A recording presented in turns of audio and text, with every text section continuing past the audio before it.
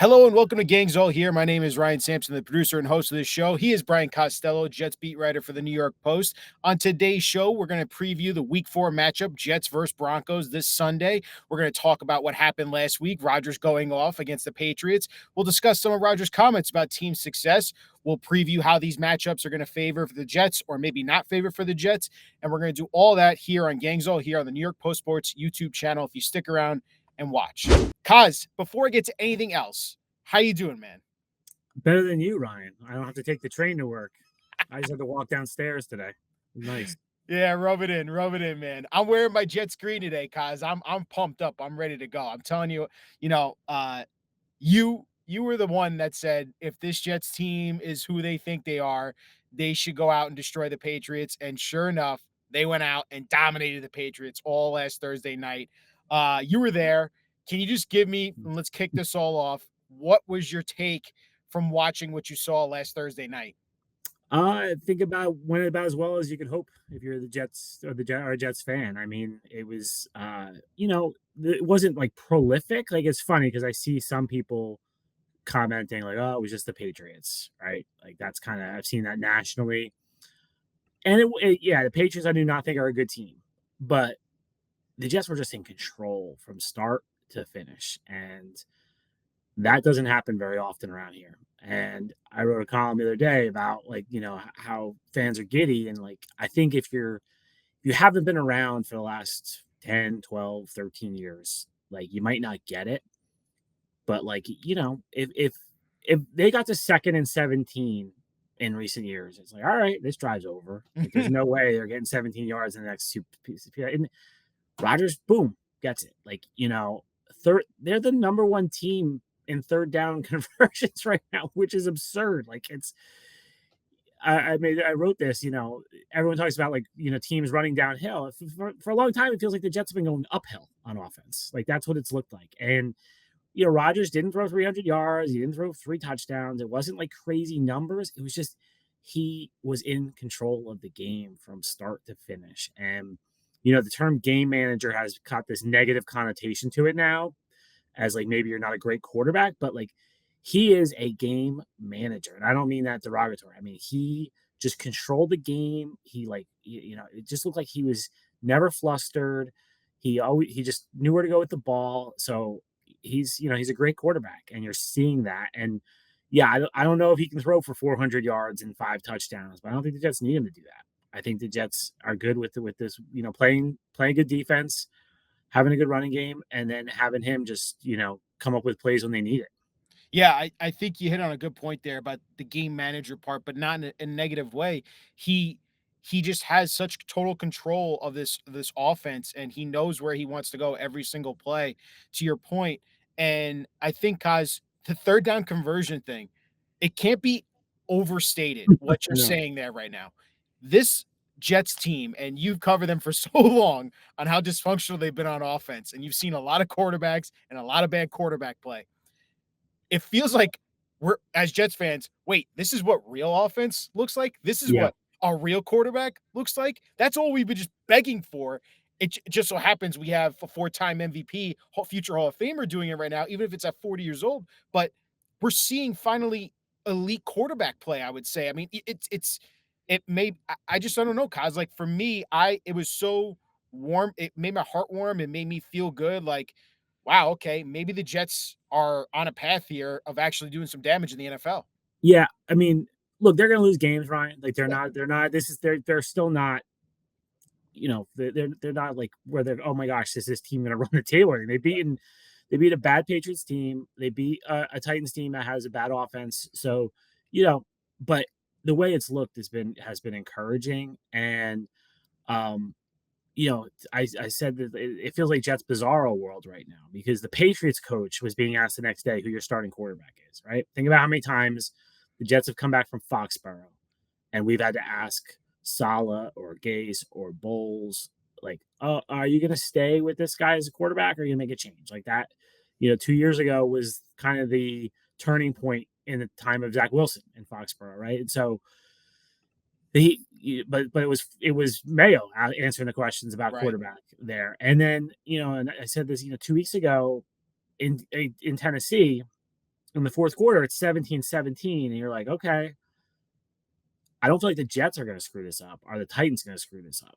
And that's different because in past years you're like, okay, what mistake are the Jets going to make? Is the quarterback going to is the Will Levis was the one with the ridiculous fumble in Tennessee, not the Jets quarterback. So it's yeah, it feels strange watching it still. And now we'll see. Like the Broncos have a rookie quarterback. Obviously, I know we'll break the game down later.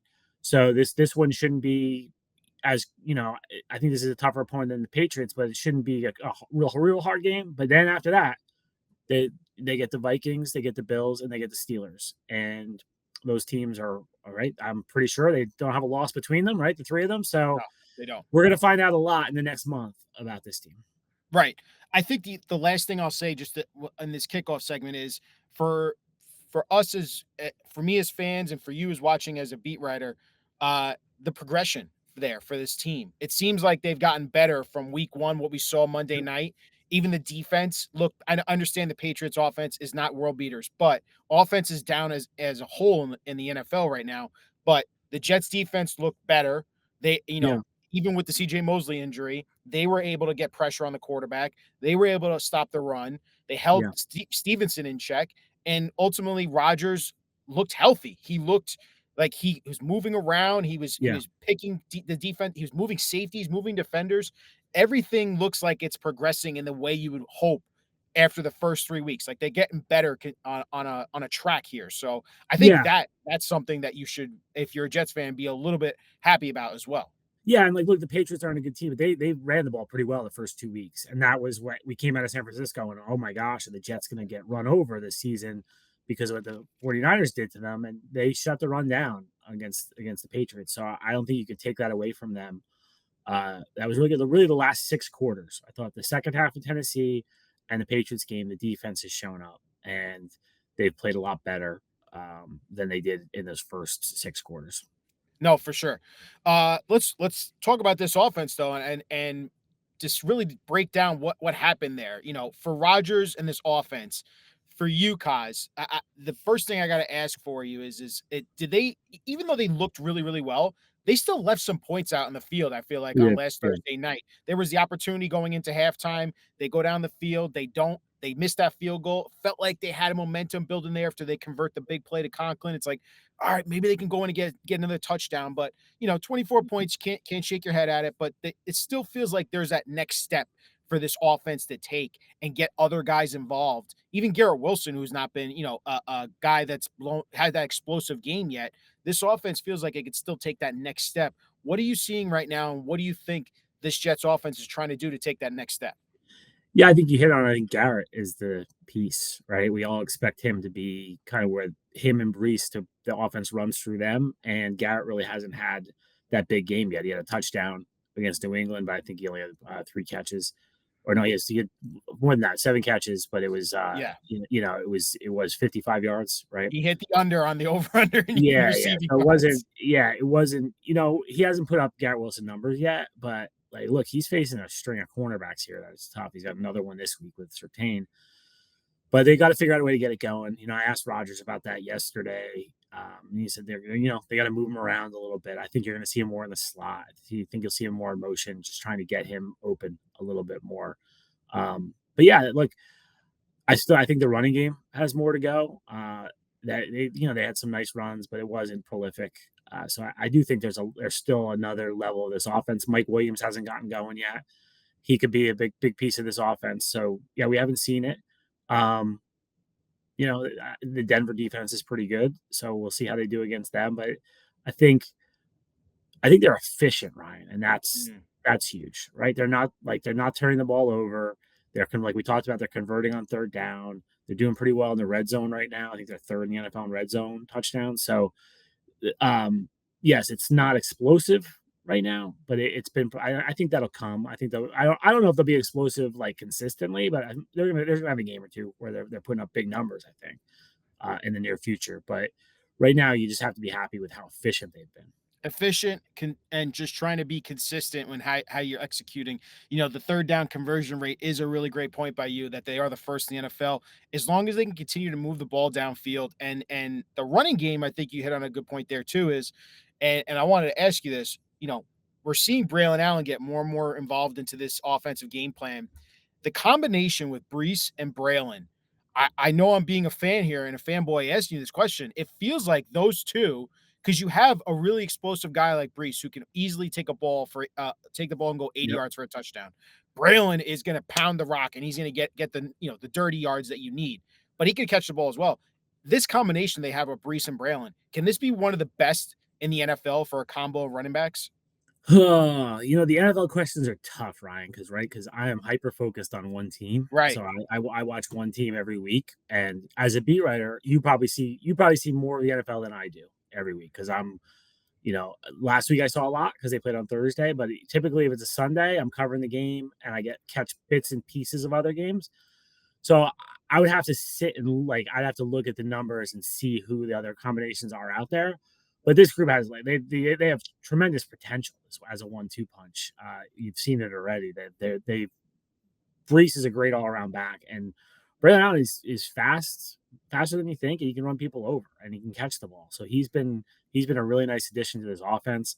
So yeah, I think they can carry this team in weeks when they need to. If someone sells all out to shut down the passing game, I think the Jets can make them pay with the running game, and which that's sort of what Rodgers referred to, and what it's kind of been the talk now as teams are going cover two more. Well, you run the ball. Yep. That's how you get teams out of a cover two is you run the ball and then you make them bring the safety up as extra help. And I think the Jets have the ability to do that, and that I think that's going to be the story of the NFL this season. You see that the running is back and passing is down. And that's because of that. Defenses have kind of sold out to stop the pass now, and you got to make them pay in the run. And I think the Jets have the capability of doing that. Yeah, a lot of people poo-pooed Mel Kiper's comments, but what he said wasn't wrong in the fact that a lot of these teams, like you said, are playing. What he said was wrong is banning it. Right, banning it. But it's not the shift in baseball. No. It's not that. It's no. Cover two. Bud Carson with the Steelers invented cover two in the 70s. Cover two's been around a long time. So it's not a new thing. It's just, teams, the offense has got so explosive in the recent years that now the teams are basically just trying to take away the explosive play. Right. No, and that's to my point is that they are trying to stop the explosive play. The one thing we did notice, and you speak of the running game, we saw the injury to Morgan Moses. They're not going to put him on the IR. This offensive line has looked really, really well, especially holding up in pass protection, and again, the progression you're starting to see the interior offensive line, some of the lowest amount of pressure numbers across the NFL from Tippmann to AVT and John Simpson. The Moses injury, though, Olu is going to step in, first round pick. This is why you drafted him for depth. What are you expecting here for Olu to step in, and how big of a loss is the Moses injury? It's hard to know what to expect from Olu. He hasn't played. He looked good in training camp. He looks the part. He looked good in the preseason. Right tackle's a little new to him. He played left tackle at Penn State, but he did right tackle in training camp a bit, and he's been doing it for the show team in practice. He's been playing right tackle, so he's getting some experience there. I don't know how big a drop off it is. I think Moses is a good player. I don't think he's great. I think this would be a bigger drop off if it was on the other side. It was Tyron Smith going down, and Olu had to fill in for him. So I sense the Jets feel pretty confident in Olu. We'll see how he plays.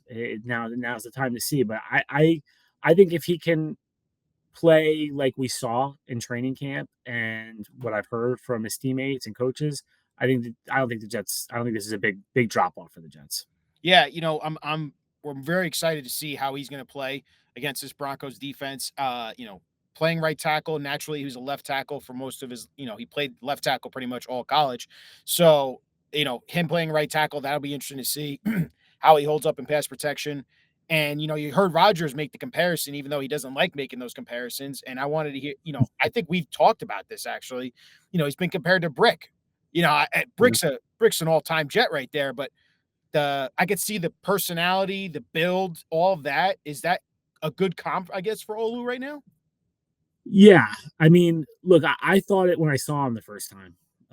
The day after the draft, he came in for the press conference, and it's not exactly the same, but there's different types of tackles, right? There's the Mekhi Becton, giant human beings, and then there's guys who are built a little more athletically, and that's Olu, and that was Brick. Brick was even leaner. I mean, Brick was so lean, especially when he first showed up. He was skinny, but Brick was just athletic, and he had the black belts background, and obviously the most durable player I've ever seen. Yeah, missed one snap his entire career, and that was a trick play. So guy never missed a practice, Yeah. like, which is insane, and like was never on the injury report. Like just so you understand how the injury report works, like if you get treatment, you're on the injury report. So if you're in the trainer's room getting more than like your ankles taped, you're on the injury report. You get poked in the eye, you're on the injury report. Like so, nothing ever happens. So that's that part of it. Like I don't know if I'll ever see anyone as durable as Brick, so I would leave that alone. But yeah, he has that athletic build, and he's a little more of that player than like a mauler, than a giant 350 pounds guy. So I see where Rodgers is coming from there. And Ryan, I went to Penn State, so I understand how smart Olu is. I'll just say that. Like Okay. you have to be really intelligent to come out of Penn State, Ryan. So he's got brains. He's athletic. So I'm anxious to see how he is. Like the funny thing about that draft pick, and right, because like from a beat writer perspective, the draft is one of the most frustrating things to cover because it's such nonsense for months and months and months, and everyone wants to know who they're picking, and it's like you're overanalyzing, and the combine and this and that, and there's a report that this guy doesn't like football or whatever. But like, if you go back to like last October, November, right, when we started talking about like when did we start talking draft last year? Probably. Oh man, it's probably about Halloween when we started talking about the draft with the Jets. I mean, well, they'd won a few games, probably a little later than that, right? Because yeah. they beat the Giants. They were like hanging on. They were hanging on by a thread. Then they went in the tank, right? They lost the Chargers, the Raiders, the Bills, right? The Dolphins. Like so, we probably November. We really started talking draft last year, and it was like, oh, these are the two tackles that they can get, right? It was Alt from Notre Dame and Olu from Penn State. Those were the two guys that everyone talked about. And I even remember when the Jets won the last game, it was like, oh my God, they got the 10th pick. They're not going to get one of those two tackles now. They're both going to be gone. So Olu was like really highly thought of all season. And then it seemed like his stock kind of dropped in that weird January through April period where I don't understand when no football is played, people's stock drops. But it did. It went down, and he wasn't as highly rated anymore. You started hearing about other tackles, and other Latham went before him for Tennessee. So, but like I think it's clear the Jets loved him all along, and I think they got a really good player here, and we'll see if he has the career of Brick. You're thrilled as a Jets fan, 100%. But I think let's see how he does here in this first turn as a starter. Yeah, I think also you bring up draft reactions and how ridiculous it is. How about, and I know I'm changing topics here, and I don't hate doing that, but I gotta say it. How about all the not the fans, but all the media personalities that were killing the Jets a year ago when they took Will McDonald and Broderick Jones goes to the Steelers, who's now been benched, and all of a sudden Will McDonald, after a year, understood, didn't really do anything. Now all of a sudden you're starting to see some production out of the kid. And now you're starting to see that athleticism, that freak athleticism they saw on tape, and he's producing for this defense. It's funny how it works. A few things, like I might touch on draft coverage. Here's what's frustrating about draft coverage. It's like dictated by mock drafts, right? And no offense to Mel Kiper or any of those guys, like they put a lot of work in, but it's hard. Like, and you don't know what teams really think. And like the perception becomes, oh, Will McDonald was overdrafted. And like, why do we think that? Well, because Mel Kiper or Todd McShay or Daniel Jeremiah or whoever, they had him 28th and not 15th. Like, it's stupid. It is stupid. And for me, like, I learned my lesson as a younger beat writer. Like, criticizing draft picks is dumb because you have no idea how these players are going to be. There have been players who I thought were going to be awesome, and did not pan out at all. And then there's been other guys who I thought, really? And they've been really good. So you just don't know. The mock drafts and draft coverage in general, it's cotton candy, Ryan. It's fun. It's fun to eat. It's tasty. Too much of it will make you sick. And there is absolutely zero nutritional value to it. It's like mock drafts and draft coverage, there's really zero reporting in it. Like, what I try to do is like talk to people and learn. They can't be honest with you before the draft. They can't. They're trying to protect their, the only honesty you really get, Ryan, is like, let's say another team has to take a quarterback. And I can ask a GM of another team who has a quarterback, like, hey, what do you think they're going to do? They that stuff they know, but they're not going to tell you like, oh yeah, I think this guy's great. Like and some of it's like sometimes they're smoke screens, but sometimes it's just they're not really forthcoming. So draft coverage is frustrating, and Will McDonald falls in that category. And he was viewed as an overdraft because of mock drafts. And the Broderick Jones thing, I have to trust the people in the Jets that have told me they were not going to take Broderick Jones. They had issues there.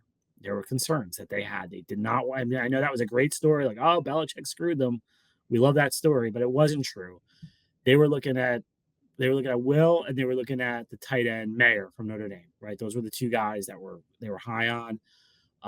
There were some guys that were already off the board that they liked, offensive lineman. They really liked the tackle from Ohio State. Was the guy they loved. Blanking on his name, that went to Arizona. Paris. Yeah, Paris Jones Jr. Or Johnson. Or Paris Johnson. Yeah. They loved him, right? So, but he was long gone. And Will McDonald, the hard part for like Joe Douglas, and I think I asked him this at the end of last year, he wasn't a draft pick that was going to pay dividends immediately. And you guys all want the draft pick that pays dividends immediately. And I get it. Like, it's tough to sit and wait. But that was a bet on a long-term project, because Will had to, he wasn't quite ready last year. He needed to gain weight. He needed some different moves, and he had a spin move, and that was it. So they worked with him. He looks a lot better. What is he already? 5 sacks? 5.5. I mean, yeah, you're almost you're halfway there to 10, which is like kind of the magic number with those guys. Top 5 in the NFL in sacks right now. Yeah, it's been good. And Olu's a little bit the same, right? He's like Olu's going to get to play now, but he was a draft pick with an eye on the future and not immediate need, which I think is smart. And sometimes you just have to be patient with these guys. But McDonald has looked good, and I think. I'm curious if he can hold up against the run still. I still think he's a little small against the run, and because like now he's gonna have to play a lot more with the injury to Jermaine. But you can't argue with the production right now. No, you can't. I know we went off a topic there a little bit, but that was all sparked from the offensive line and the Olu pick. The other part about the offensive line, Coz, that I really wanted to hit on, and I know you saw this, John Simpson getting in the face of the Patriots defenders after Rodgers gets hit late. I don't know about you, Coz, but Simpson is impressing me. Besides the play itself, which has been outstanding from him as a left guard, he just has that snarly, like, grit that I want from my interior guards. Yeah. And he kind of reminds me, I don't know, you tell me if I'm crazy, like a Brandon Moore, Alan Faneca. Like, I'm not saying the talent, but I'm saying like that personality of like, don't mess with my quarterback, don't mess with I'm going to defend these guys here. And he just brings kind of that quality that this Jets team needed. Yeah, he actually ran over struggling for Brees in this last game where the guy slammed Brees to the ground. That's right. And got in his face. Yeah. Yeah. So that's another, like, here's with this. I feel like I'm giving like a beat writing class here. Free agency is another tricky one, Ryan. Like, I don't pretend that I knew who John Simpson was before the Jets signed him. I'm not studying the Ravens guards right now. Like, that's not happening. So, you look at the free agent lists and you see who they are. So when they signed him, like, that's when you dig in, you start watching some film, you start talking to people, how, like, what do you know about this guy? And he had a great year in Baltimore last year, but he really didn't play that well before that in Vegas. There was coaching changes there. I think he got caught up in.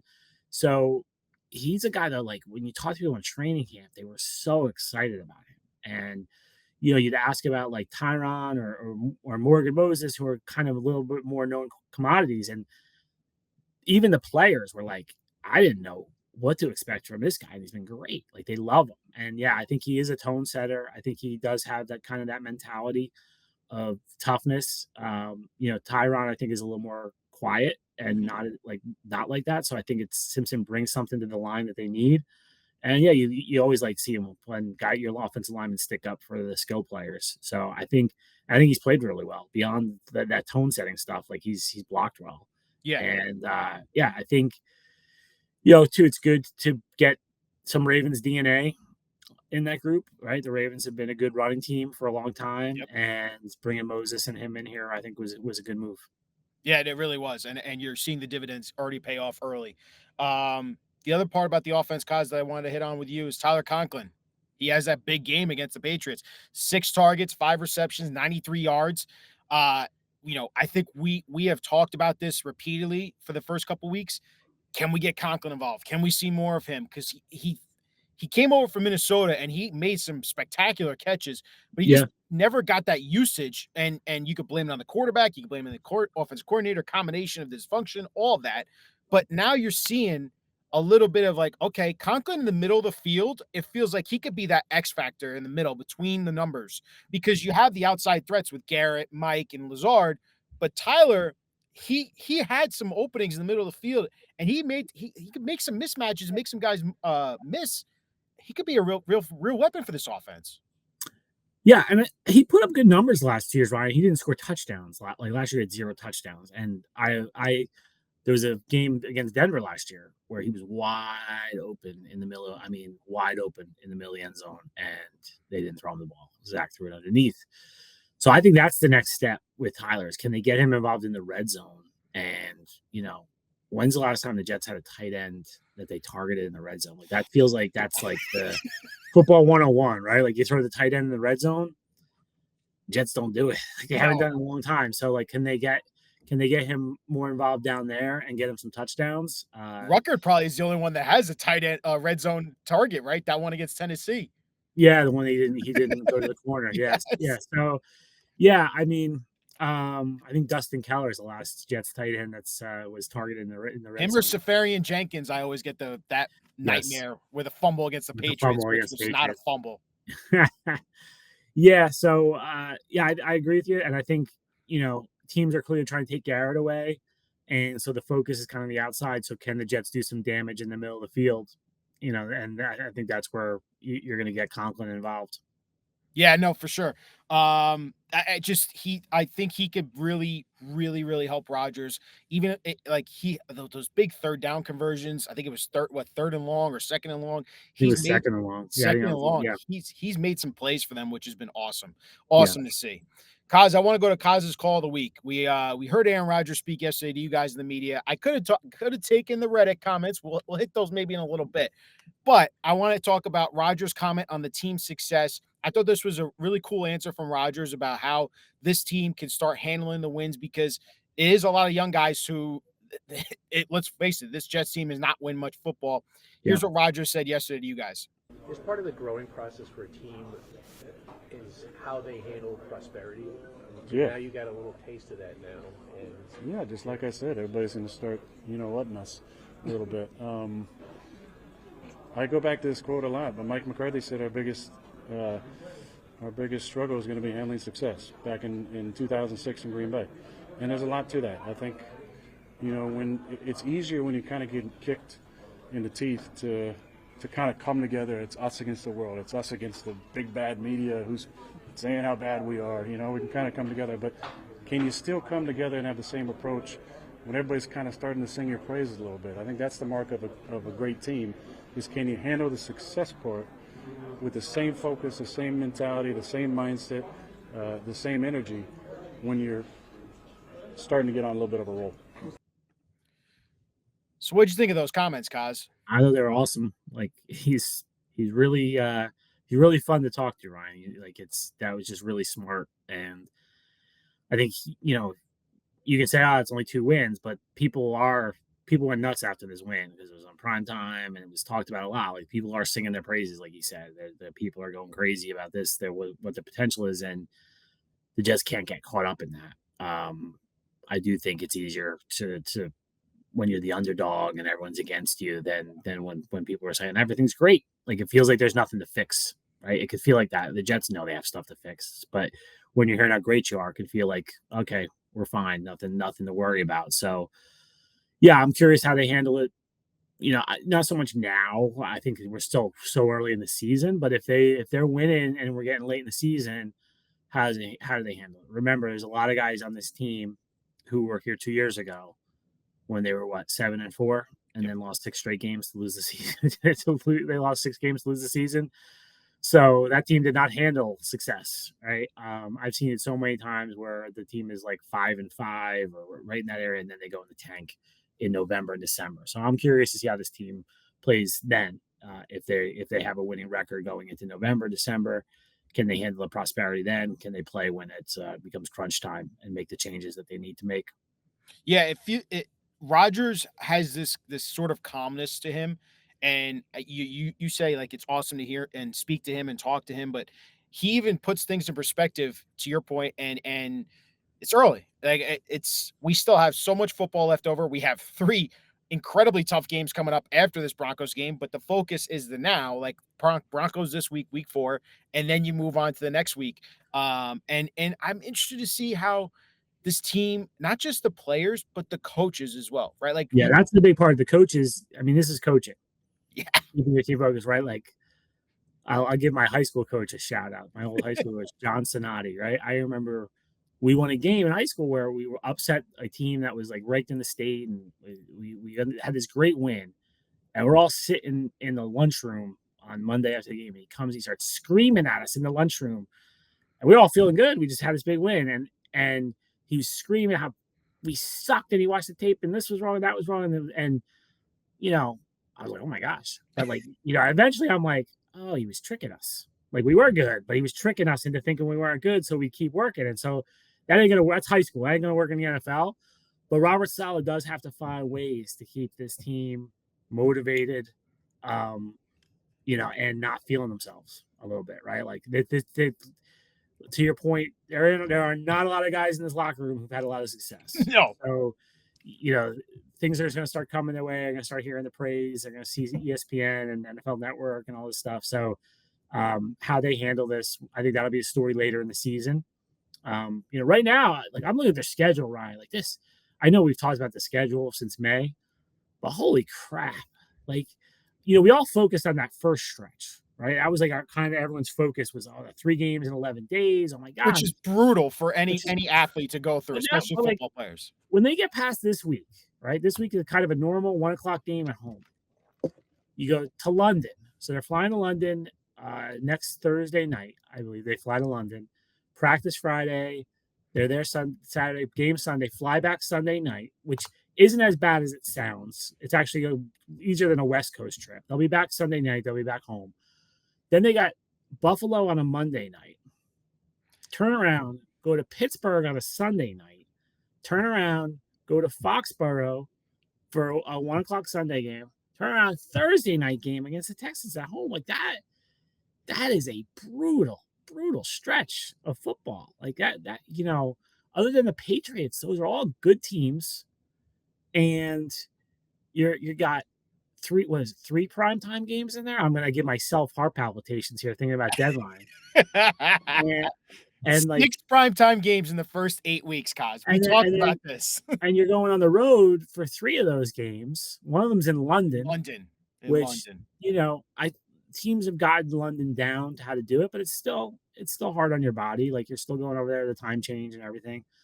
So like that is a rough stretch, Ryan. Like the NFL schedule makers, holy cow.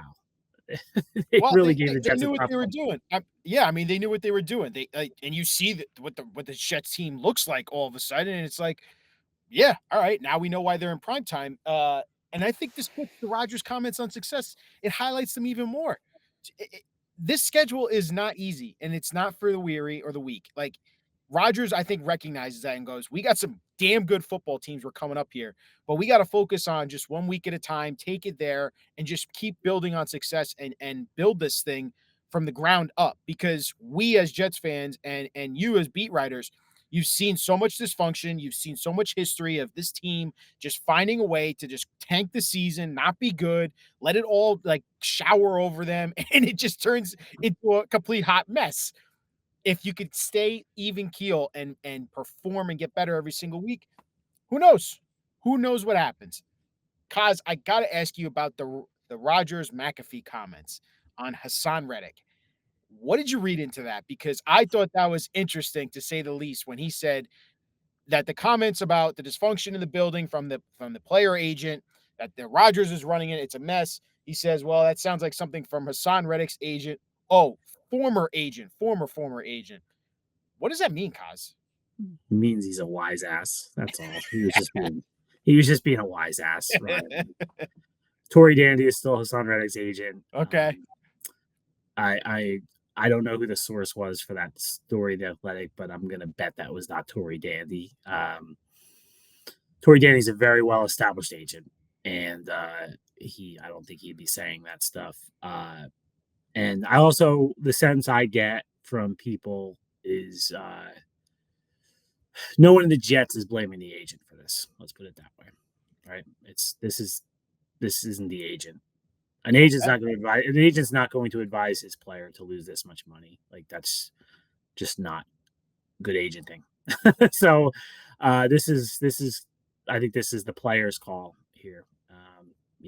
Or someone in his family advising him, maybe, but this is not something an established, really well-respected agent like Tory Dandy would advise. So I think Rodgers just couldn't resist being a wise ass. And it was funny. It was a good line. It was. I laughed at it. I chuckled at it. The other thing I'll say, though, just reacting off your what you just said there. So this kind of makes me feel like Reddick just doesn't want to play for the Jets. He just doesn't want to be on this team. Maybe. I don't know. I mean, it's hard to know because I haven't talked to him. No, yeah. I haven't talked to anyone who's talked to him, to be honest with you. So I don't know. I don't know what he's thinking. He clearly feels like he's undervalued, and then something happened, Ryan, between April 1st and April 20th or whenever they started spring practice, because, why would he show up for his physical, do a press conference, do all that stuff if he was never going to play for the Jets then? Like, something happened. Someone misunderstood something or changed their mind about something. But yeah, I thought this was a key week, right? Yeah. Honestly, because they had the mini bye, and I thought, like, okay, that gives them like 5 days to like sit down and hammer this out if they're close, and like figure out a way to get him in here by Wednesday to practice. And it didn't happen. And we just went over that schedule. Like, things start rolling here now until that Texans game. There's really not another break. And I get, he could change his mind any day and decide to show up. But the sense I get is there is no real hope that that's happening.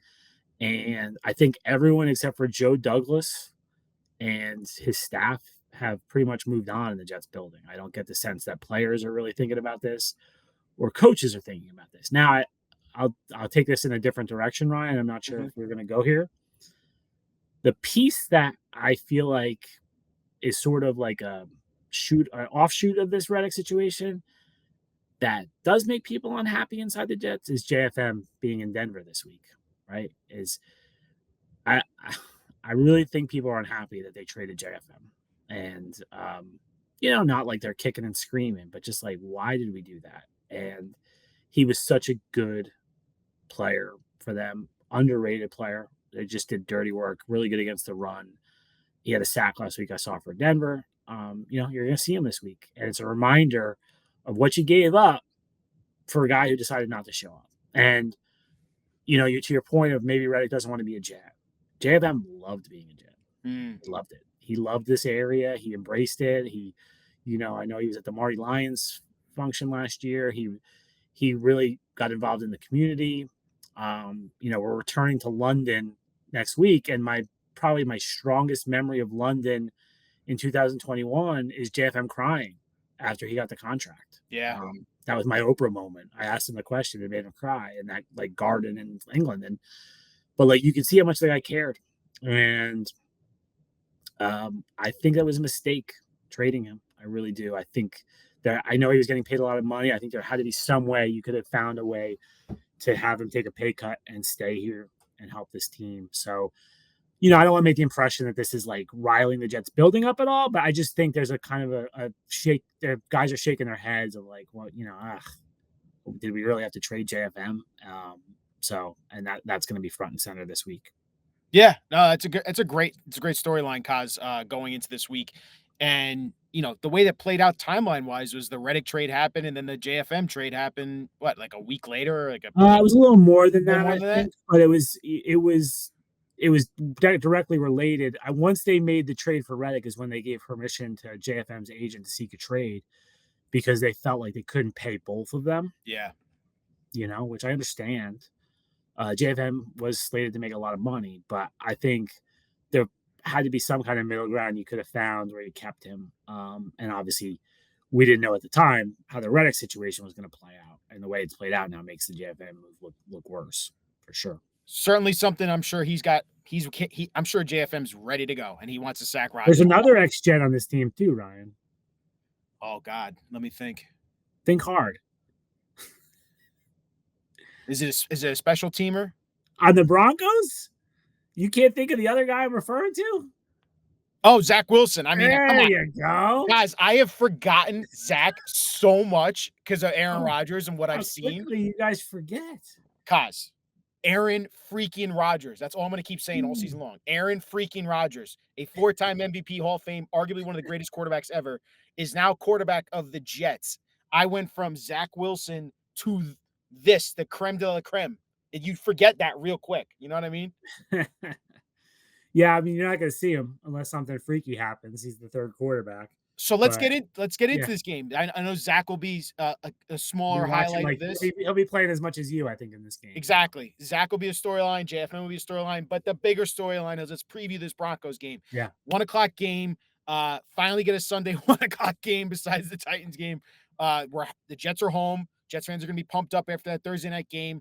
They're facing a defense here, and you highlighted this, guys. This is a better Broncos team, I think, than the Patriots team. They're facing a defense that held Baker and the Bucs, who are red hot, 2-0 at home in Tampa. They held them to 7 points. Breece Hall, in his history against the Broncos, has had some really good success against them. In 2 games versus the Broncos, obviously the first one was the one he tore his ACL, so I'm sure he's got that memory in the back of his head. But then the second game he came back, he's got 249 yards rushing, 2 touchdowns against the Broncos. What are you looking for in this game right now? What is going to be that X factor against this Broncos team? I think can they sustain what they started in New England? Can Garrett get going against Surtain? It's going to be tough. Surtain, he shut down Mike Evans last week. He had good numbers against DK Metcalf. It was I can't remember who they played in their other game, but he's had amazing numbers. He's had L'Jarius Sneed. Oh, you're talking about Surtain? No, I'm talking about Surtain. He's covered 3 good receivers. Amon-Ra. Yeah. No, not Amon-Ra. Sorry, yeah. That's the Bucs. It was Mike Evans and DK Metcalf. DK Metcalf, that's right. I can't remember who the third team was, but he's played well. Obviously, he's one of the best, maybe the best cornerback in the NFL. So can they get Garrett going? And if they don't, who else steps up?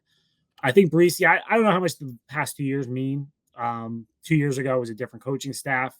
Last year, I think they were just getting their footing as a defense with Vance Joseph as a defense corner. I think they're better this year. They lost Alex Singleton, their linebacker, leading tackler. So maybe there is some things that they can do in the middle of the field against this team. And then defensively, to me, it's can you stop Bo Nix from running? Yeah. That's been a thing with the Jets defense right through the years. The quarterback's taken off and running against them. Saw it a little bit with Levis 2 weeks ago. He had some long gains. The Jets are such a upfield attacking defense that sometimes they can get past the quarterback and then the quarterback has a running lane and goes. And I think that's how Nix can do damage. I don't think he's really going to do much against them passing the ball. So, yeah, I think the defense just needs to get after Nix, make sure he doesn't get out and have a day running the ball. And then offensively, I don't think they're going to put big numbers against this defense, but can they just, can they do enough? Can they score 20 points and get out of there with a win? Yeah, there's definitely still that element. I know Rodgers downplayed it and said we haven't thought about those comments from Hackett and Sean Payton. There's that factor going into this one again. The Jets did get their quote-unquote Hackett revenge game last year where Breece did go off. For the Garrett Wilson, Patrick Surtain matchup, last year you saw Wilson was targeted 7 times, held to 3 catches, 54 yards, and Wilson did throw that interception when he tried forcing that ball on the right sideline, and he was trying to force it to Garrett one-on-one versus Surtain, and Surtain picks him off. So there's some history here with these two. Yeah, he had 1 catch against Surtain last year, 1 catch for 12 yards. I looked it up yesterday with some help from ESPN. He had 1 catch for 12 yards against them. 2 years ago, he did not shadow Garrett. Right. He played sides. But last year he was on him, and the Jets expect that he's going to follow him this year again, which we've seen Christian Gonzalez do it. We saw L'Jarius Sneed do it 2 weeks ago. So Garrett is getting that number 1 treatment. And the thing is, if you're a number 1 receiver, you've got to break through against these guys too, right? Like that's if you want to be Justin Jefferson and you want to be considered, we're going to talk a lot about Garrett's contract in the offseason. You want to be in that conversation with those top receivers, what they're getting paid. You got to produce against some of the top cornerbacks. That's just part of the job. So the Jets have to both, I think, find ways to scheme him open, and B, Garrett's got to win one-on-one sometimes. Yep, and he did score a touchdown to what you were saying last week. You said, yep. Can we see Garrett get a red zone target? He did, and he caught a touchdown. Beautiful throw from Rodgers in that one. Breece Hall, I think we haven't seen that explosive run from him yet, that big one that he rips off for like 50, 60 yards. It still feels like he's trying to get into that groove of finding that space and then taking off. I haven't seen it from him yet. Like he's been bottled up a little bit. I'll be interested to see if he can get going against this Broncos defense. The Jets have had success running the ball in the history against them. The Bo Nix question, and you hit a good one there, scrambling. Two rushing touchdowns so far this year. He was able to run against the Buccaneers and Todd Bowles' defense. Is this put more pressure on Will McDonald? Hey, man, you're an athletic freak. Go get that quarterback, man. Even if you got to chase him down, like you got to be an X factor here. Nah, I don't think it's Will as much as I think it's the interior guys more. Just don't let him get lanes to go. Like Quinnen, I think the linebackers can go. Like, do they put a spy on him? Maybe, do you put Sherwood or Quincy? I don't know if CJ's going to play. But I would think it would probably be Quincy. You put him to spy him and just do something like that. I think they're not gonna be able to throw the ball in the Jets. I'd be shocked. So I do think you can give some extra attention to the running game and not be worried about coverage as much. So you do, like, I would think maybe they keep a spy in or they do kind of something like that to keep somebody from letting him get running lanes and scramble. Yeah, I thought Quinnen Williams actually had a really good game last week. He looked like Quinnen Williams last week, and we hadn't seen that the first couple of weeks. And then finally, again, going back to the offense. Well, actually, I'll stick on the defense here real quick. So you're saying you're not sure about Mosley. We've talked about it. Sherwood, he stepped up on this defense, and Quincy and him, two very athletic linebackers. Defense has played really well since he stepped in. I know Mosley's the captain of that defense, but gotta give some credit. I don't see it. I don't think it's a correlation, Ryan. Like I think CJ's still a good player. Okay. I think CJ at 70% is probably not as good as Sherwood at 100%, right? But like he is mentally. So like I think you have to worry about the mental side of it. CJ's the quarterback of that defense. If they get in a situation, CJ's going to be a little easier to get them in and out of things on defense. So I don't think long term you want CJ down for that long, but I think they can survive a couple games here, especially against weaker offenses. I would want CJ to be healthy against the Vikings, who have a better offense in a few weeks. That's where I'd be looking. And then I really want him against Josh Allen. And that offense. Yeah, another scrambling quarterback that's going to be yep. Tough. They've done well against Josh Allen. They have. I know. And it's been a weird thing. There's other quarterbacks have killed them with the run. I can't really remember Josh Allen killing them with the run too often. Just his first. He always seems to fumble against the Jets. I remember the Sam Darnold game. It was in Buffalo. I think it was week 1. He killed them that game running the ball. But yeah, they've held him in check of recent matchups. Yeah. And then the offensive side, Mike Williams. 3 receptions, 34 yards last week. Dropped that touchdown in that game against Patriots, or it went through his hands, I should say. But can they get him going now that you're saying Surtain and we expect Surtain to cover Garrett? Does that put more pressure? We've heard Mike Williams is going to get more involved in this offense. He looks better every single week. Yeah, I talked to him Wednesday this week, and he says he feels like he's all the way back. He's ready to go. So I think you look at it like you talked about that Broncos game last year with Breece. That was week 5. And that was really the first time where it was like, oh, Breece is Breece, right? After the ACL. He had a long run against the Bills in week 1 last year, but then it was sort of a slow progression. And then week 5, he broke out. So we're a week ahead of that right now with Mike Williams, but I think it's coming in the next few weeks where you're going to see him be more of a focal point of the offense. And Rodgers, of all the guys, right? He and Rodgers have had the least amount of time together. Yeah. Because Mike Williams didn't practice at all in the spring. He didn't practice for most of training camp. So Rodgers is a quarterback that you really need to get to know as a receiver. He makes a lot of checks. He likes a lot of specific things from his receivers. So I think he and Williams are starting to get to know each other a little bit more. So I do think it's coming.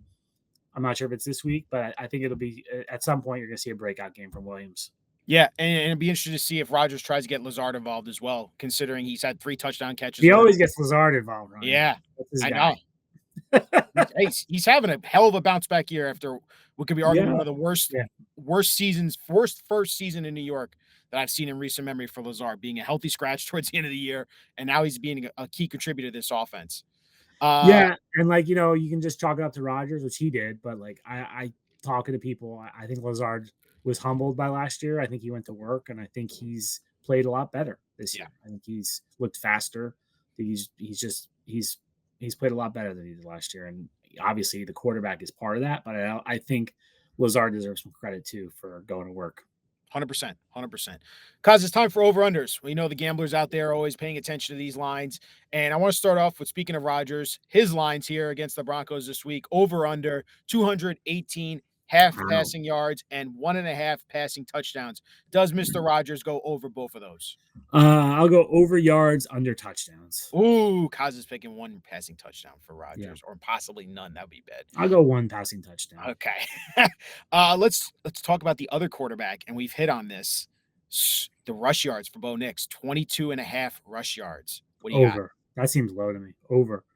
That's not much. For 20, I mean, he could get 1 gain for 23 yards. So maybe Vegas gets on the open field. So I'll go over there. Maybe Vegas is expecting the Jets to hold him in check there. Breece Hall, we have 64.5 rush yards. Do we ever check how I did on these, Ryan, afterwards? I'd like to know how I'm doing on these. You're actually doing pretty well. The Breece ones, the Breece ones and the Garretts that you've hit on under both those times, they've hit. I'll start tracking these though for us. All right. I'll give you a little accountability. I don't want Funhouse to start, plucking these things and like he does to Cowherd and Francesa. Breece 64.5. I'll go over on that one. I agree. I think he's going over. I think he's gonna have a big game this week. Garrett Wilson, 59.5 receiving yards. He hit that under last week against the Patriots. Under. I'll go under. I think Surtain is just too tough. I think Garrett, there's going to be breakout games coming for Garrett. I don't think it's this week. And then finally, we just talked about him, Mike Williams, over under 2.5 receptions this game. Over. Yeah. Didn't he had 3 last week, right? Yeah, 3 last week. Yep. Yeah, I'll go over. I agree. I think Mike's going to have another big game coming up here soon. Maybe it'll be this weekend. Finally, prediction time, Kaz. Jets, Broncos. The Jets are minus 7.5 against the Broncos this weekend. What do you got? I think it's going to be an ugly defensive heavy game, Ryan, close into the fourth quarter. And then I think the Jets pull away in the fourth with a late touchdown to make it Jets 20, Broncos 10. Ooh, 2010. That is a very low scoring game. I got Jets 24-10. I think the Jets offense has. Oh, you're right there with me. Right there with, but I think they got 3 touchdowns. So here. I thought about that score actually, Ryan, but you think they're going to score 24 points 3 weeks in a row? Like that's statistically, I feel like that's like the odds of a team scoring the same amount of points 3 weeks in a row has to be very slim. Keep hitting on it until it stops hitting, and also so you're playing roulette, like exactly. Isn't that when you see the numbers? Like, do you think? So you're going, you see 24 come up on roulette. You're like, I'm going to bet 24 again. I see it. I'm like, I'm staying away for 24 because it's already hit a couple times. All right. So I'm learning something about you psychologically right now, just like you're learning something about me psychologically right now. I'm going to continue to hit that until it stops hitting. I've seen Black 10 hit 4 times in a row, and it's hit for me. It's crazier things have happened. Also, not to mention the fact I got number 8 as quarterback, and he can do things that other quarterbacks have not done for the New York Jets. So I expect 3 touchdowns at least from this team. Breece Hall, I think, is going to have a monster game this week. He has good success against the Broncos. I don't know why, but he does. He's going to have a huge explosive play. Kaz, that's Gang's all here. This is the preview show. We want to thank all the fans, as always, for watching this show on the New York Post Sports YouTube channel. And if you're listening to this on the podcast, wherever you listen to your podcast. But, Kaz, we're looking forward to speaking to you again next week, man. We'll be breaking down another one, and we got another game coming up the following week after that. Yeah. London, all man. Right, we'll see if the Jets offense can run more efficiently than the Long Island Railroad did today. For you, so. God, I hope so. Kaz, you're the man. Thank you so much as always. All right.